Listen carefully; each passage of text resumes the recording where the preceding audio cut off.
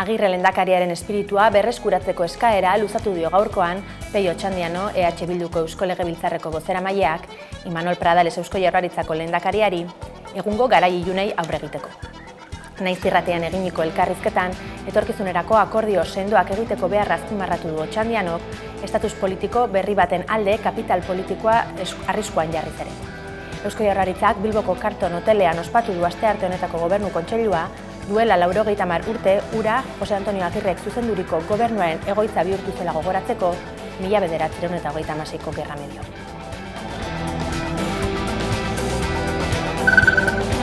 Astearte honetan aurkeztu dute 2026ko herri urrats. Ipar Euskal Herriko ikastolen besta datorren maiatzaren 10ean ospatuko dute Senpereko lakuan eta aurten bildutakoa Donapaleun Lizeo berria eraikitzera bideratuko du Seaskak. Euskararen aldeko besta nazionala bilakatu dadinere nahi dute aurtengo edizioa eta ideia hori izpide, euskarazko kalitatezko sorkuntza presente izango da zazpiguneetan ere. Bestalde, basoa euskaraz egiteko eskubidea aldarrikatzeko aukera izango dute bertaratzen direnek, hartarako antolaturiko elkarretaratzean.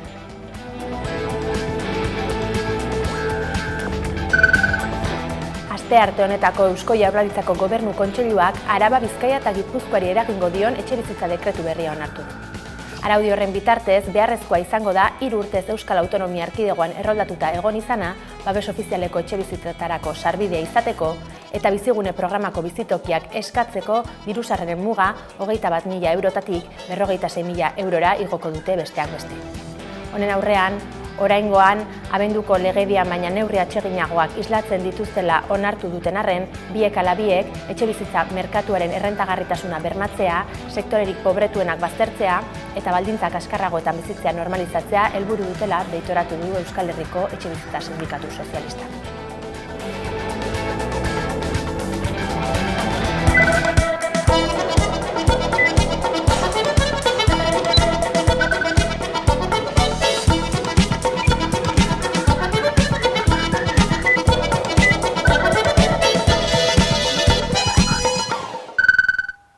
Gabon guztioi eta ongi etorri apirilaren 21ko albistegira. Aste honetako Eusko Jaurlaritzaren Gobernu Kontseilua berezia izan da. Lakuan ordez Bilboko Karton hotelean ospatu dute eta bertan izan da Xabi Alo. Bilboko Karton hotel hau izan zen gerra garaian Eusko Jaurlaritzaren egoitza nagusi, bertan Agirre lehendakaria buru Jaurlaritzak erabakiak hartzen zituen, 80 urteren ostean egungo Jaurlaritzak omenaldia egin nahi izan dio, horretarako agerraldi instituzionala egin du Imanol Pradales Eusko Jaurlaritzaren lehendakariak eta iragarri du urtebetean hainbat ekitaldi egingo direla garaiko Jaurlaritza ohoratzeko. 1926ko urriaren 7an eratu zuten lehenengo Eusko Jaurlaritza, Bilboko Karton hotela zen Jaurlaritzaren egoitza eta 80 urteren ostean egungo Jaurlaritzak balioan jarri nahi izan du Agirre lehendakariaren gobernua. Lehendabiziko Eusko Jaurlaritza askatasunaren, demokraziaren eta justizia sozialaren memoria da.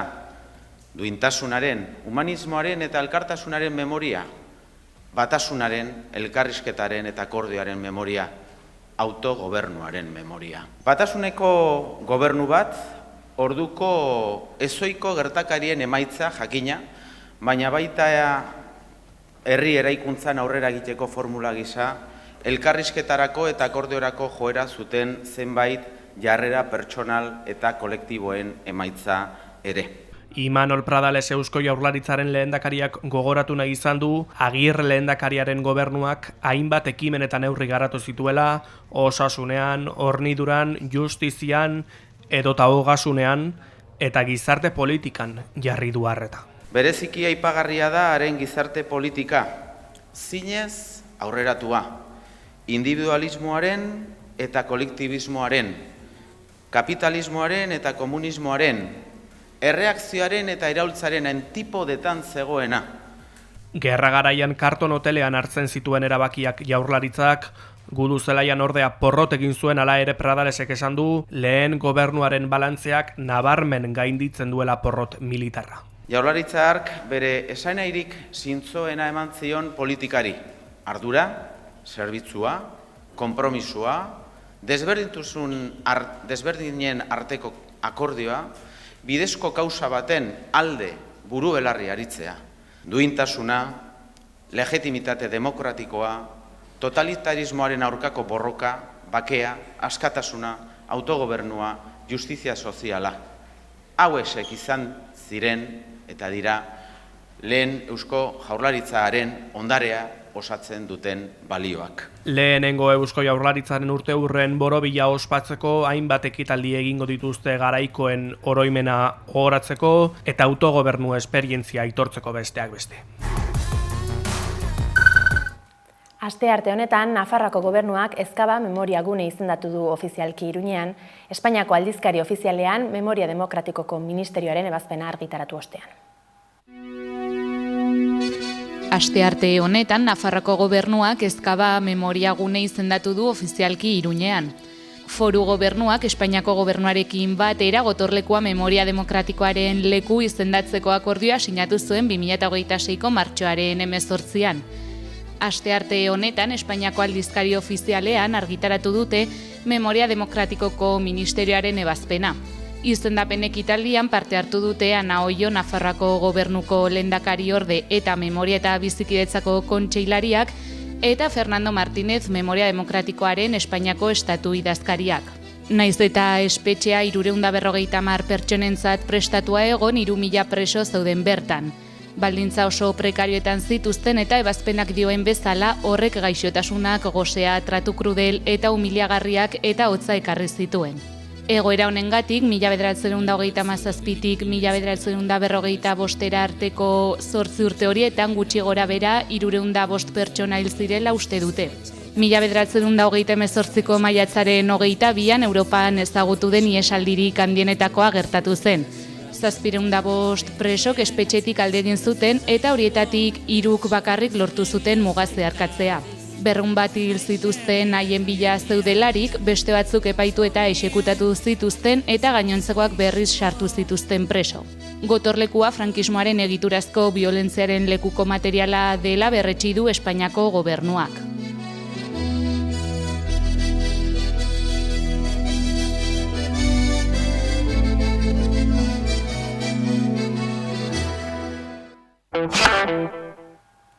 Donostiako erraustegiko langileek apirileko 2. lanuztea egin dute eta Gipuzkoako Foru Aldundiaren aurrean kontzentratu dira goizean.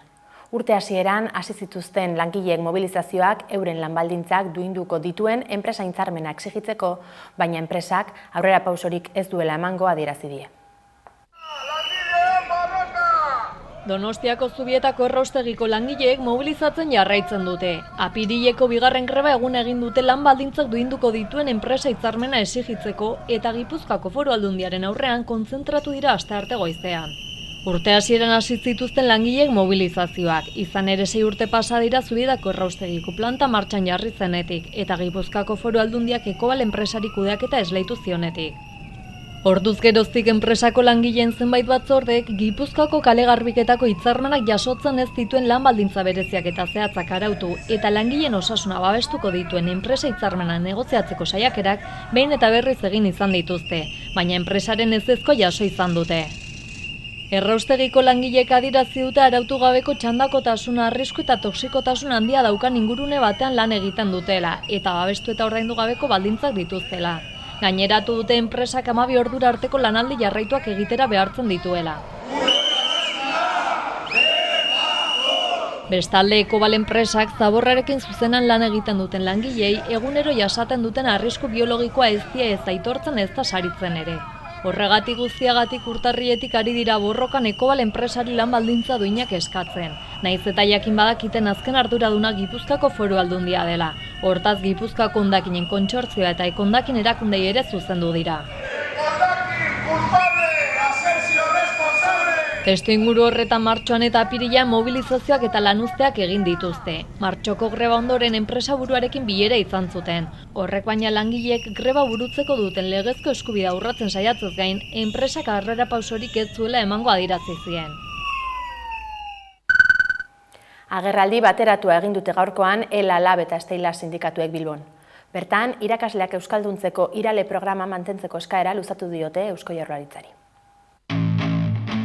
Esteilaz, Lab eta ELA sindikatuek irakaslentzako euskarazko murgiltze ikastaroak mantentzea eskatu diote hezkuntza sailari eta helburu horrekin sinadura bilketa abiatuko dute. Euskararen egungo egoera larritzat jo dute eta nabarmen dute egoera iraultzeko aukera badagoela. Joan den otsailean, ELA sindikatuak salatu zuen hezkuntza sailak irale programa bertan bera uzteko asmoa zuela. Begoña Pedrosa hezkuntza sailburuak berriz adierazi zuen ekimena behar berrietara egokitzeko ahalegina egingo dutela. Hiru sindikatuek alde batetik irakaslentzako euskarazko murgiltze ikastaroak mantentzea eskatu dute eta langileen ordezkarien gehiengoarekin batera ikastaro horien diagnostikoa egitea. Bestetik, euskaran eta euskal kulturan ardazutako formakuntzaren egungo beharra aitortzea galde egin dute. Azkenik, irakaskuntza hori gaur egungo testuingurua egoikitzea eta indartzea proposatu dute.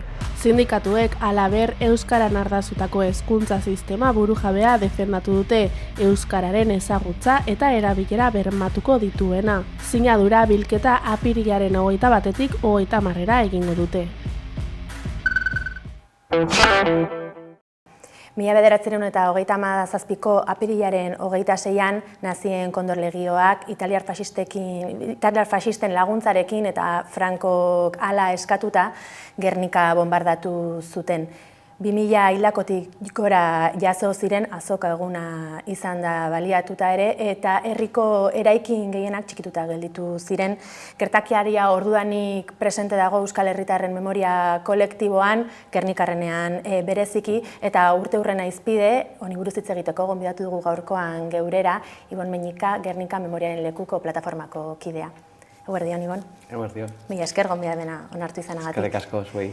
Datorren igandean, 89 urte egingo ditu, aipatu dugun bezala, naziek eta italiar faxistek Gernika bombardatu zutenetik, mendeurrena gero eta gertuago, urteak igaro eta aliberean urrunez dagoenaren sentsazio horiek uztartzen ditu gertakari honek. Bai, zoritxarrez historiak erakusten digulako askotan baitere gauza asko errepikatzeko arriskuak dituelako, ezta? Eta ikusten ari gara, 89 urte geroago, hainbat eta hainbat elementu atzo eta iraganean igual geratuak izan zirenak ustean, gaur egun forma ezberdinekin, baina reproduzitzeko arriskuan egon gaitezke, eta faxismoak duen gorakada adibidez horren lekuko izan daitekez. 20. hamarkadako testuingurura, evidentemente, igual gaur egun ez dira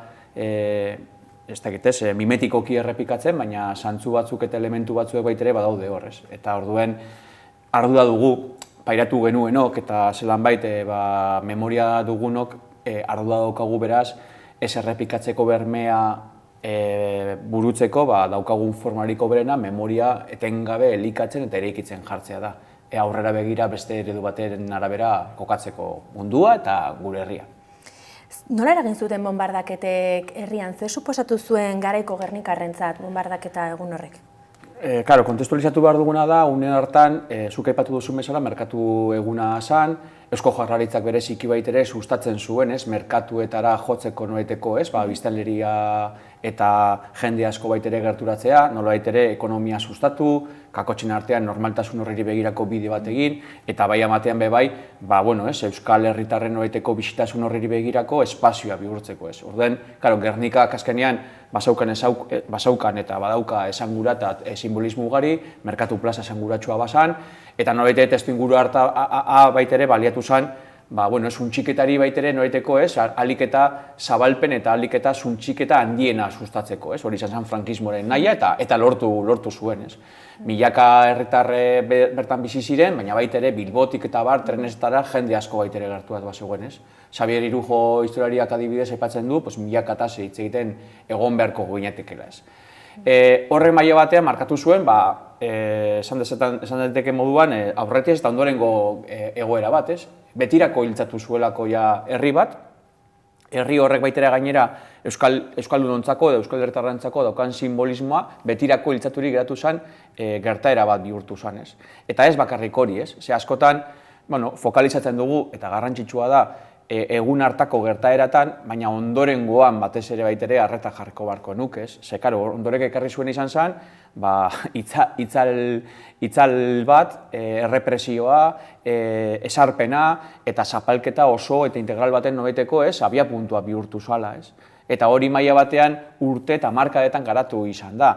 Eta hor emakumezkoek pairatu izan zuten ondorengo Gernikaren errepresioaren jopuntorik handiena, ze gizonezkoak frenten egonda eta ondoren baitere Gernikan sartu ziren fasistak, emakumezkoek ziren apurtxu eta aurpegi eta protagonismoa, eta baitere sostengurako baitere euskarria, askotan horri buruz ez dugu hitz egiten, baina emakume aurpegia zuen urrengo egunetik aurrerako Gernikak.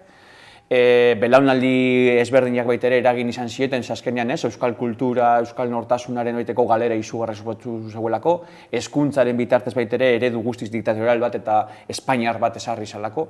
Eta horre maila batean gaur daño ekar gaitzak, orduan inpakto handiko gertaera bat, betirako hiltzatua geratu zana, oso presente dagoena gaur daño, eta gainera errepresioaren arista eta ari ezberdinak garatzeko urtetako inposaketa baten abiapuntua bihurtu zen. Beraz, normala da, memoria horreri erreparatzea eta benetan duen garrantziaren dimentsioan kokatzea, egun hartako gertaerak eta ondorengoak. Aipatu ditugu garaiko herritarrak, baina egungo Gernikarrei dagokienez, zeinen presente dago bombardaketa hori herrian? Bai, klaro, zoritzarrez esaken, baina biologikoki baitere, orduan testigu zuzenak izan zirenak, gero eta gutxiago daude ez. Eta zelan bait, testigantza zuzen hori baitere, jasotzeko baitere, zailtasun gehiago izango ditugu hemendik aurrera. Normala den moduan, gaudelako hitz egiten, 80 urtetik gorako pertsonetaz, eta jende gutxi geratzen da ez. Hala ere, eta hor baitere nik jarriko nuke lehen esandakoa, ondorengo testuinguru guzti hartan emakumeek hartu zuten paperan, besteak beste transmisioaren eroaleak baitere bihurtu zirelako, bai euskara, bai kultura, eta baitere gertaera horien horieteko lekuko hotza hori transmititzaren aldera. Eta horre maila baten eraman gaitu gaur daño baitere presente egotera. Eta belaunaldi berriek baitere zelan bait hortaz blaitzea. Nik aipatzen dizute adibide bat, nire bi umeak eramaten ditugu Gernikako eskolara, eta aste honetan egongo dira horren inguruko lanketa egiten txikitatik, Eta oso presentetu dute, adibidez, berein kasuan, birraitxiteak ziren hoiek bizi izan zutena, maila batean gaur daño eramaten dutela, Oden katebegi hori baitere, memoriaren katebegi hori ez da apurtu zorionez, esan dezakegu, ja da gertaera horiek guztiak bizi eta gero, Eta nola baitere, historia oso, ez dakit, oso berezia da zentzu horretan, Eta lehen aipatu dudan bezala, arrisku asko ditugu ziklikoki baitere errepikatzeko orduko gertaerak forma berrietan, baina esentzia berriari erantzunez, eta azken hilabetetan ikusi izan dugu, Gernika erabaten bestean beti dago nahiko presente, agenda mediatiko politiko instituzionalean, eta baitere ideologikoan, eta oso esanguratsu izan zen, oin apirian gaude, azaroan bertan, Espainiar errege etorzen Gernikara, Alemaniar instituzioetatik eratorri behar zen aitortza eta barkamen plantamendu bat egira, estatu operazio baten lekuko.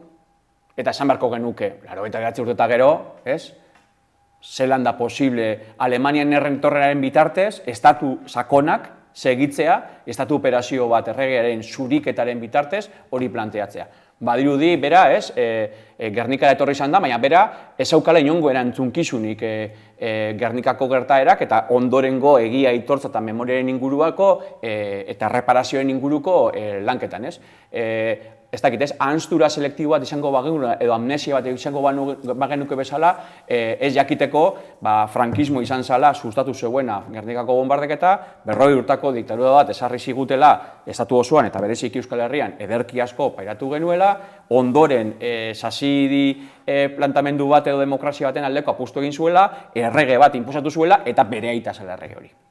Eta badirudi orduan pertsona hori neutroa izango balitz bezala, etorri zela Gernikara, sentsibilitate bat aurkeztera, parkatu. Zu, estatu espainiarraren eraikuntza garaikidea, eraiki izan zen Gernikako bombardaketaren zuntxiketaren gainean, eta zu horren eroale zara, beraz, erantzunkizun politikoa eukin badaukazu.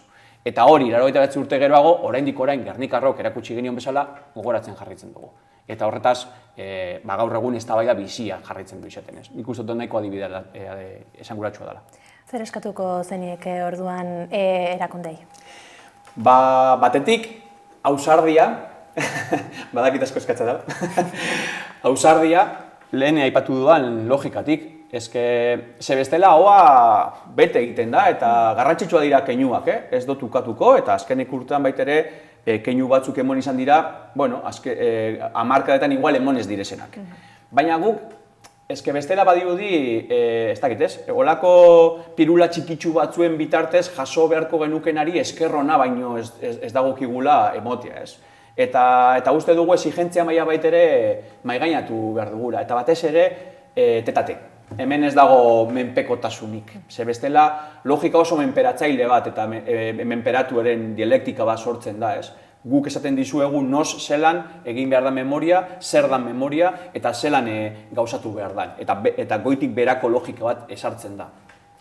Memoria betik gora ere ikitzen da, herriarekin batera, gu adinekoak gara, ja? Gu jaso dugun motxila hori ez da beste inorena, guk arduraz eta arrotasunez daramagu, baina aldi berdian baita ere erantzunkizunez. Eta horrezen nahi duena da, ahots propi izateko eskubide hori berenganatuko dugula. Eta ez diogula inori eskatuko esan dezagunez, menperatzaile itxura hori baita ere motea. Eta Euskal Herritarro baita ere, ahots hori baita ere garatzeko Gernikatik behar dugula, beraz, ausardia bai, baina gero, elkarrizketa eta nolabaiteko elkarkidetza maila berekoa izan dadila eta betik gorako logikari erreparatu diezaion. Herriak ahots propi izateko eskubidea duelako eta baduelako. Badugu egun Gernikako bonbardaketen inguruko informazio guztia eskuragarri edo oraindik badaude argilunak alor horretan?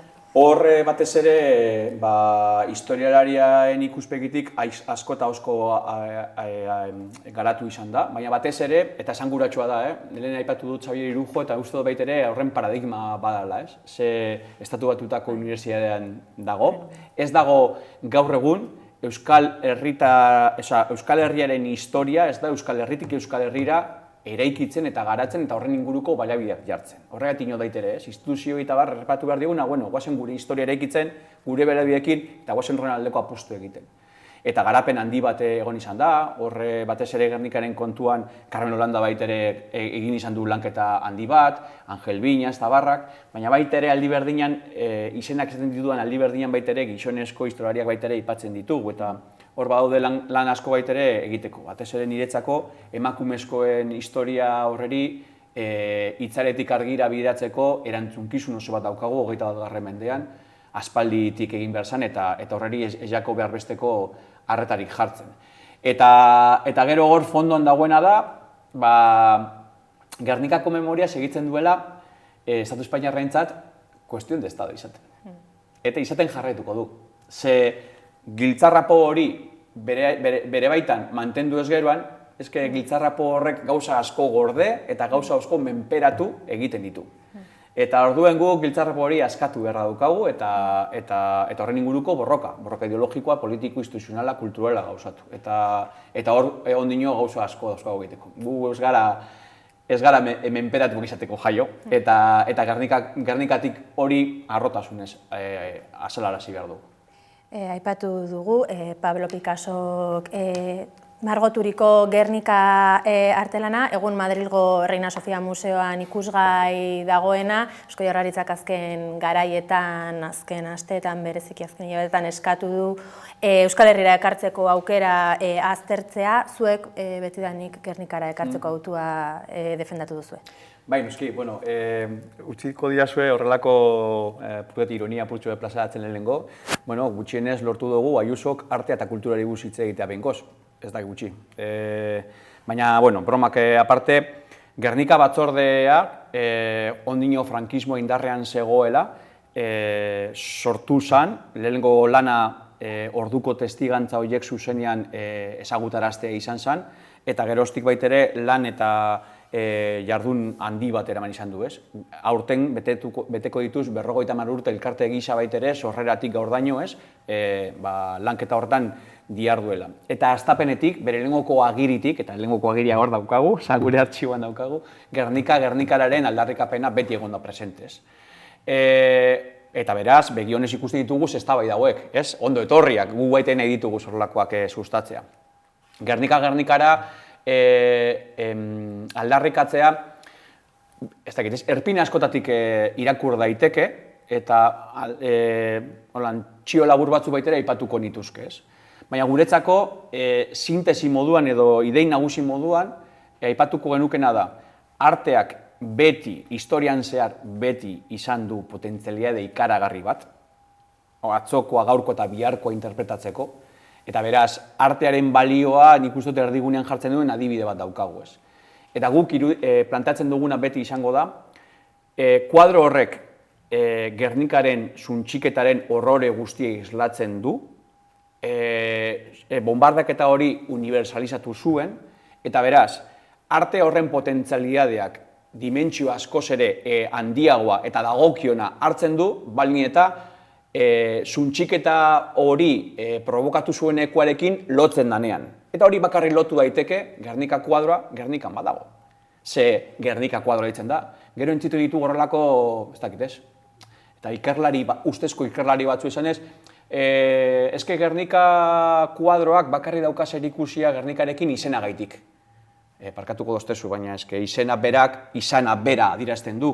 Gernikaren suntxiketaren berri jaso zuenean L'Humanité egunkarian orduan emon zion zentzu artistikoa jadalanean zegoen horri kuadroren bitartez. Beraz, Gernika kuadroa Gernikaren suntxiketa islatzen du. Eta gure ustez, suntxiketa horrek dimentsio artistiko, kultural, universal guztia hartzen du, benetan, kuadra bera lurrarekin, espazioarekin, suntxiketa hori pairatu zuenarekin elkartzen danean. Eta hori bakarrik Gernikan egon daiteke. Evidentea da moduan, guretzako justizia, askatasuna, elkartasuna dirazteko baita ere euskarri bat bihurtu daiteke. Baina batez ere, eta Espainiar estatuari zuzenduta, batez ere, lehen aipatu dugun erreparaziorako adibiderik argintariko bat bihurtuko litzateke. Ze benetan erreparatu nahi baduzue egindakoa, eta haren ondorengoak izatea dagokizue, porque esan dezakegun eduzuen beste, baina zuek zarete Gernikako suntxiketaren noeteko ez, ari instituzionala, zoritzarrez. Benetan erreparaziorako ausardiz adibide bat egineko bazenukete, Gernika kuadroa Gernikaran egotea ezinbesteko elementu bat bihurtuko litzateke, eta ez modu temporal batean bakarrik, baizik eta iraunkorrean. Eta handik, bitartekariei gabe, Gernikatik munduari hitz egin, kuadro horren bitartez. Ikusleek badute, ez bazekiten badakite orain programa, gonbidapena ere bertaratzeko aste honetan zer eta urtean zer gogoratzeko. Ibon Muñika, mila esker beste behin ere, Amaikarekin hitz egiteko tarte hartzeagatik. Eskerrik asko zuei. Onarte iritsi da astearte honetako albistegia, izan baitaldearen barne borroka bestearekin amaituko dugu gaurkoan saioa. Informazioa zabaldu nahi baduzue, Amaikako webgunea eta sare sozialak kontsulta ditzakezue beti bezala. Bihar izango gara bueltan zuekin berriz ere, mila esker zuen arretagatik eta ondo izan.